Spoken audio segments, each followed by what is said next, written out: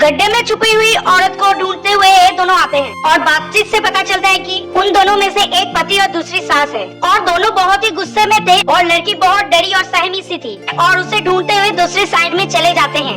मौका देखते वहाँ से निकल के वो भागने की कोशिश करती है और फिर भागते हुए इस लड़की के बाल से एक फूल गिर जाता है। तभी वो दोनों रास्ते से गुजरते टाइम वो फूल देख के पहचान लेते हैं और उस साइड में उसको ढूंढने चले जाते हैं और इस साइड में वो औरत जाके एक गाड़ी में छुप जाती है और गाड़ी का ड्राइवर पूछते ही वो बताती है कि उसके घर वाले उसके ऊपर बहुत ज्यादा टॉर्चर कर रहे थे। उसे ढूंढते हुए वो दोनों आ रहे हैं तो गाड़ी में छुपने के लिए थोड़ी सी जगह चाहिए। तो ड्राइवर बोलता है कि मैं कुछ करता हूँ, तुम छुपे रहो।